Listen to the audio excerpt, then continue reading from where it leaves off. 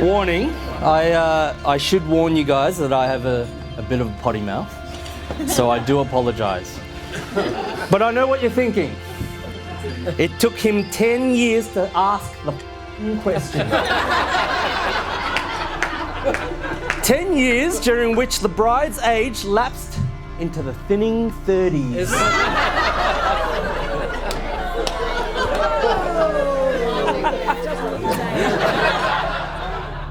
When did Simone and Andy's fairy tale begin? I can tell you exactly. It began almost 10 years ago to the day. In the September of 2008, whilst on tour around the Canadian Rockies. It's a bloody outrage and dumbfounding when factoring in the Tinder catch index of the bride. It's very high, as you can imagine. But ladies and gentlemen, if this courtship pleases, on the charges of matrimonial procrastination against the defendant, we enter a plea of not guilty. We, the defence, understand what is implied, that the defendant was uncertain, that he was buying time,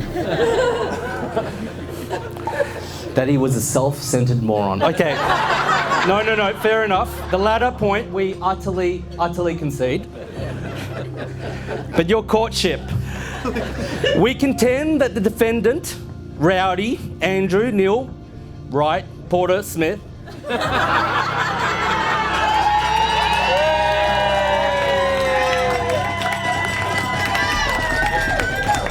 is but a romantically delayed moron by reason of the fact that my client suffers from OCD, only child dickheadedness. There were some 50 people on that coach tour, but the sight of Simone walking across the hotel lobby is a memory that stayed with Andy. When I first saw you dragging your bag through the lobby of a Canadian hotel, wearing Ugg boots and about to begin a Kentucky tour, I would never have predicted I would be standing here with you in a castle in the Cotswolds 10 years later.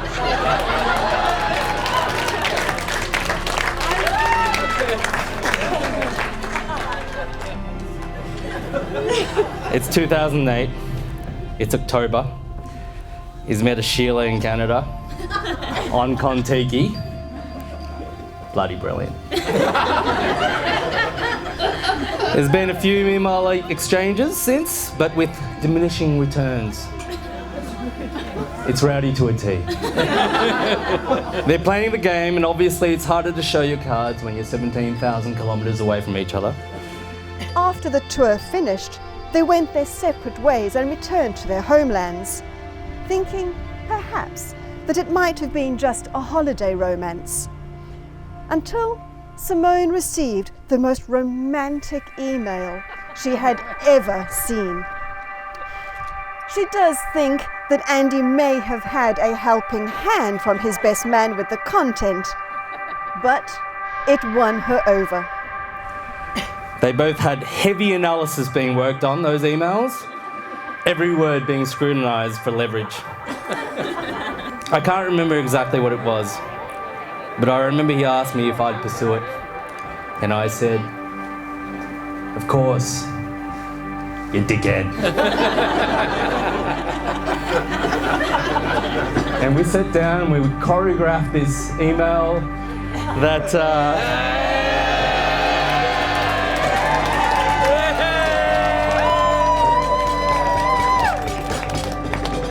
that essentially said that I don't care what you say, I don't care what you're thinking, but I'm coming.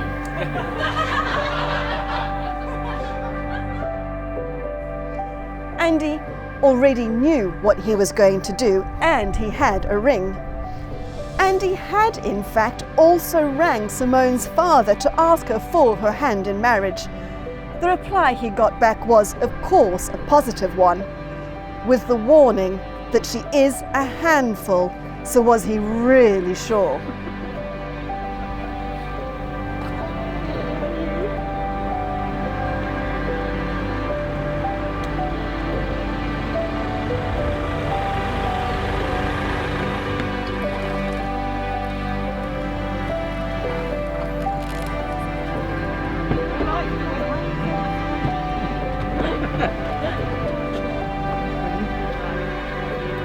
As I look at Simone, I can't help but reflect on all the years I was lucky enough to watch her grow and become the beautiful woman she is today.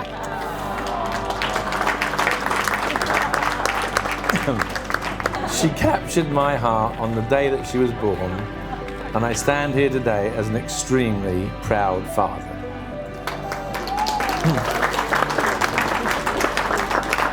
I can honestly say that I've never seen you look more happy and relaxed. Andy, thank you. And good luck.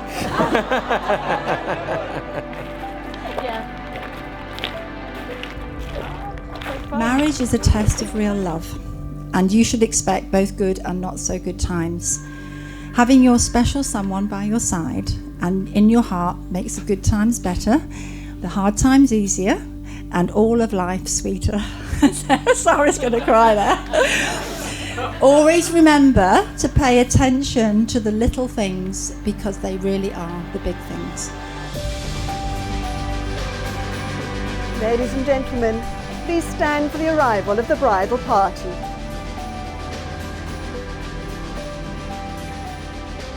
Each of us knows that a marriage is not created by a law or a ceremony. It occurs in the hearts of two human beings. A brief moment in time and the stroke of a pen are all that is required to create the legal bond of marriage. But it takes a lifetime of love, laughter, communication and compromise to make marriage durable and everlasting. Simone, I love you. Very simply, very truly. You are the epitome of everything I have ever looked for in another human being. There isn't another soul who has ever made me half the person that I am when I'm with you. I am forever changed because of who you are and what you mean to me. I promise to always order something you like so that we can share meals, and to try my hardest to step away from my stubbornness and accept that I make mistakes and that I am, to my dismay, not always right. Simone, I take you as my wife. From this day forward, I vow to stand by you through thick and thin. Anyway, I want to thank you all for coming today to share this incredible day with this stunningly beautiful bride.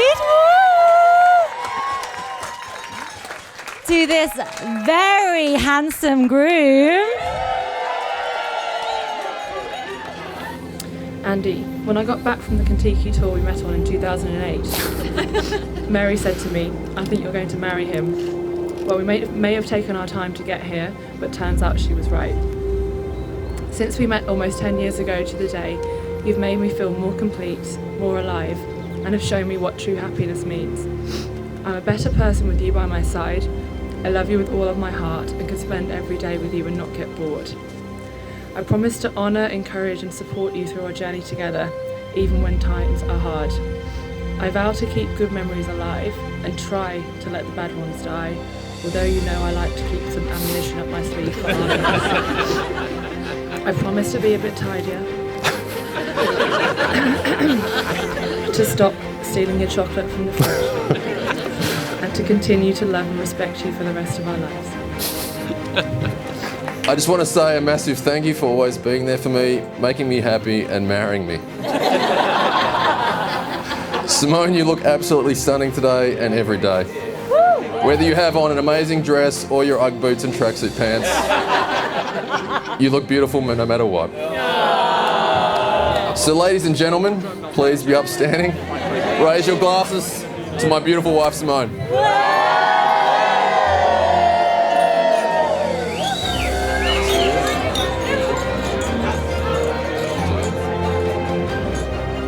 Just as two different threads woven in opposite directions can create a beautiful tapestry, so have your two lives merged to form a beautiful marriage. It is how you balance each other, respect each other's space and interests, how you work together as a team and bring out the best in each other that the two of you do very well. You wouldn't be here otherwise.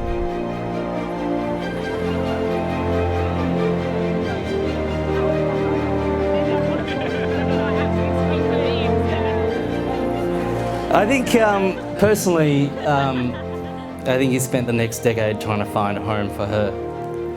And geology wasn't going to let him do that. But now he's changing his entire world so that he can have a life with her. Yeah. Not sure if you heard, but Rowdy will soon be an officer of the law.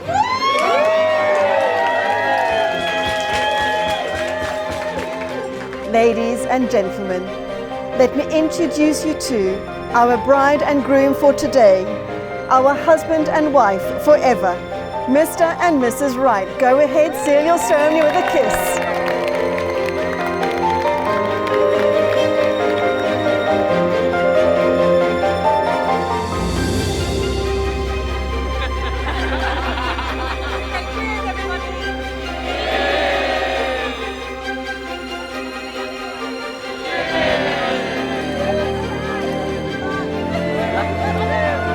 So you see, ladies and gentlemen of this courtship, this is not a case of matrimonial procrastination.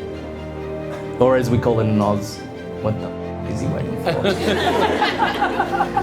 This is a journey of a boy becoming a man because of true love. If you acquit the groom and place him in the charge of the bride, then this is the story of a boy, Rowdy, becoming the man groom.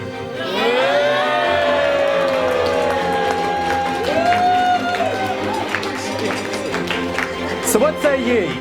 Guilty or innocent?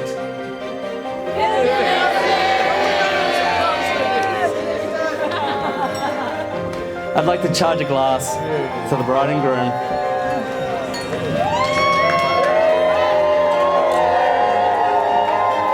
I love you guys.